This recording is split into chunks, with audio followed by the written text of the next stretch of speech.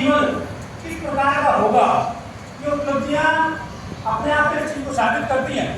इस देश के परमाणु परीक्षण का जनक क्यों नहीं कहा जाता है, और एक परमाणु तकनीक है उसका जनक क्यों नहीं कहा जाता है। एक मल्लाह के घर में, रामेश्वरम जो देश का भाग है, वहाँ मल्लाह के घर में उनका जन्म हुआ था। मल्लाह है कि हम मछुआरे लोग मछली पकड़ने का काम करते हैं, मछली पकड़ते हैं, अपने परिवार का पालन करते थे, घर में उनका जन्म हुआ। उनके जीवन की और उनकी पारिवारिक परिस्थितियां थी, तो इस कदर देखो कि एक तरीके से संसाधन विहीन परिवार था, सुविधाएं नहीं थी, लेकिन उसके बावजूद भी डॉक्टर कलाम की मजबूत इच्छा शक्ति का बालक था कि हर जो भी श्रम उनको मिलता था उसमें भी वो केवल अपनी पढ़ाई करके अपने जीवन की दिशा में पता थी मुझे कितने आगे तक जाना है, तो हर समय पढ़ाई करते थे।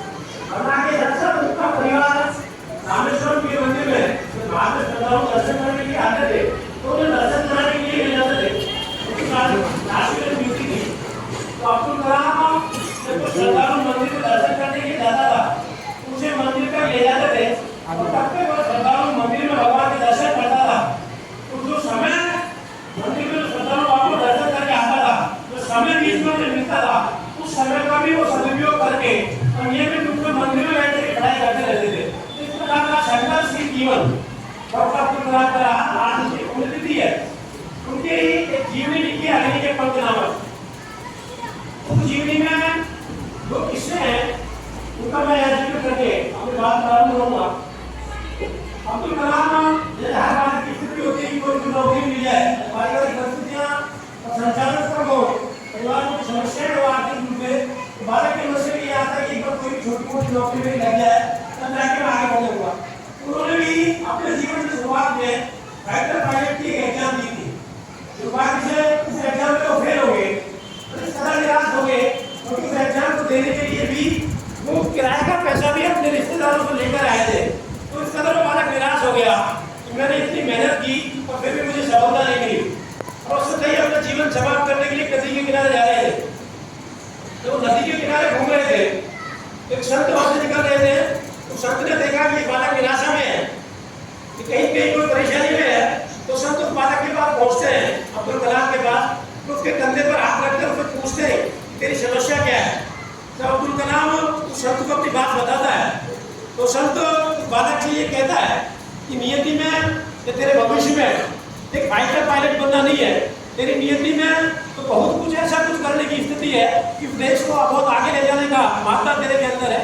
उसके बाद उसे मोटिवेशन मिलता है अब्दुल कलाम को, और वापस अपने गांव आकर अपनी पढ़ाई करने लग जाते हैं।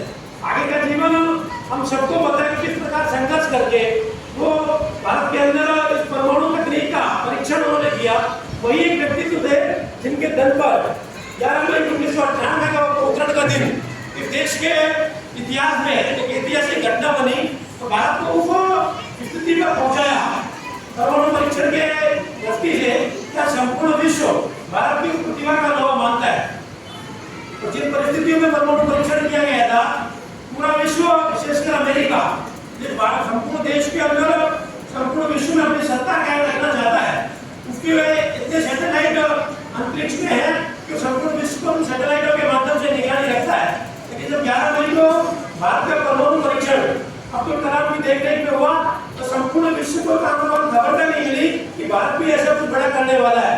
जब पोखरण की धरती पर परीक्षण हो गया, तब विश्व को पता चला कि भारत के अंदर भी इसी कुवत है, भारत के वैज्ञानिकों में इतनी क्षमता है, वो इस प्रकार का परीक्षण करके दिखा सकते हैं।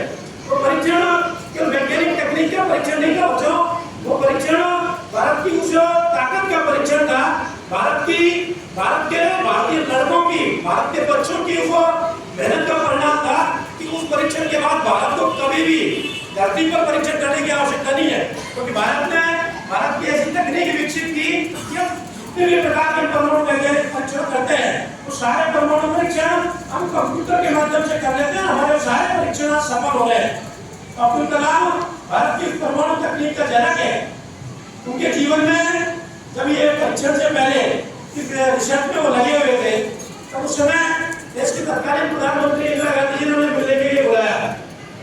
उनके गुरु थे ब्रह्मदेव भट्ट, उन्होंने अब्दुल कलाम को बुलाया कि कल आपको देश के प्रधानमंत्री ने मिलने के लिए बुलाया है। तो अब्दुल कलाम सिर नीचे करके अपने गुरु के सामने खड़े हो गए।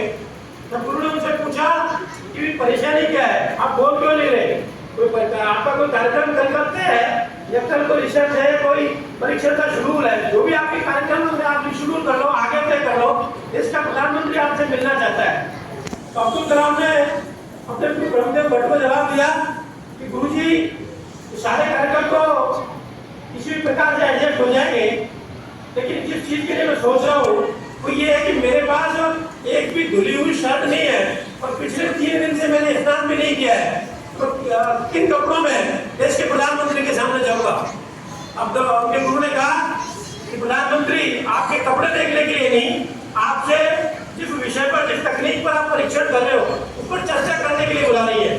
कहने का भावार्थ ये है कि डॉक्टर अब्दुल कलाम ने अपने व्यक्तिगत जीवन को इस देश और राष्ट्र के सपनों के साथ जोड़कर किस प्रकार जिया जा सकता है, अपने सपनों को पीछे रखकर, देश के सपनों को आगे रखकर, उसके लिए अपना सर्वस्व एक तरीके से समर्पण किया जा सकता है। यानी खुद ये भूल गए, 3 दिन से स्नान नहीं कर रहे, लेकिन जो लक्ष्य था, जो तकनीक का परीक्षण करना है, जो काम और जो जिम्मेदारी उनकी जिम्मे थी, उसका अपना ध्यान रखते हुए केवल के उसी में पूरी तरीके से स्थिति इस प्रकार की उन्होंने बना ली कि उसके साथ एकाकार हो गए और पूरा समय अपना उसके साथ लगा दिया, और उसी का परिणाम है कि व्यक्ति आगे चलकर देश का राष्ट्रपति भी बना, परमाणु परीक्षण का जनक भी उन्हें कहते हैं, और भारत का सर्वोच्च सम्मान भारत रत्न भी उन्हें मिला। आज हम ये सब गुरु पूर्णिमा के कार्यक्रम उत्सव के नाते आए थे। गुरु पूर्णिमा का उत्सव संपूर्ण समाज मनाता है।